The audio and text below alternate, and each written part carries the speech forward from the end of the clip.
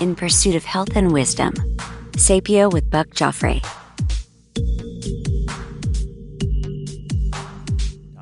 If you tuned into episode 32 and 33 of Sapio with Buck Joffrey, you heard me talk about a concept called biological age.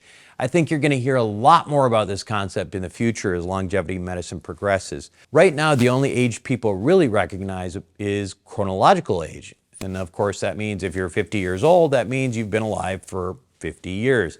But biological age is different, and let me tell you how it works. One of the prevailing theories on aging right now was introduced by Dr. David Sinclair, a geneticist at Harvard.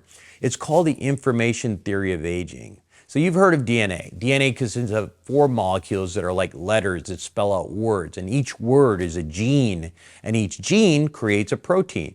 So you may have a genetic code for blue eyes or a set of genes that makes you tall or short.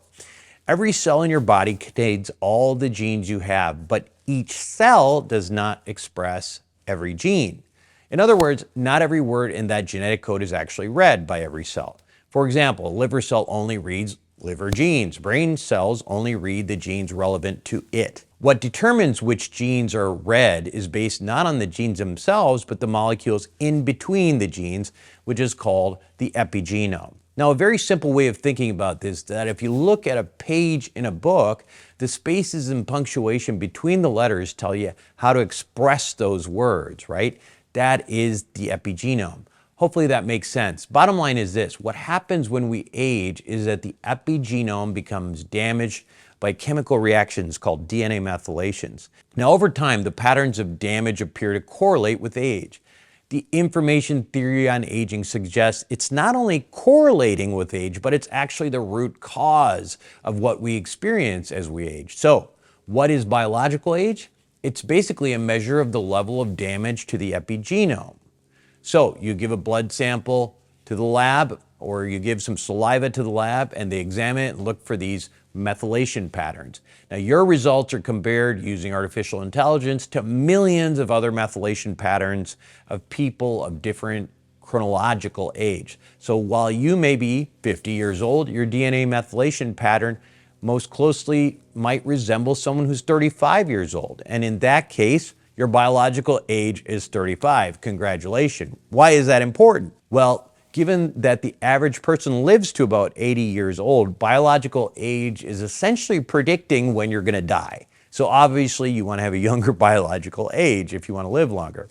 These tests are getting remarkably accurate. And if you think about it, it might actually be a little scary to do it, right? After all, who really wants to know when they're going to die? But here's the good news.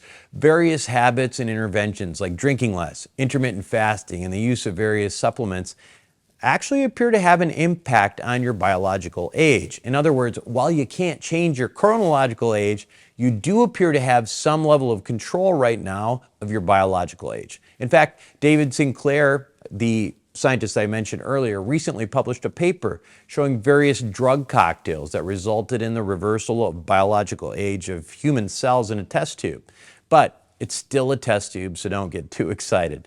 On the other hand, I don't think it's going to be too long before there's a spot on your dating profile that actually includes your biological age. Anyway, that's it for this update from Sapio with Buck Joffrey. I'm Buck Joffrey. If you like what I'm doing, make sure to like, share, and subscribe.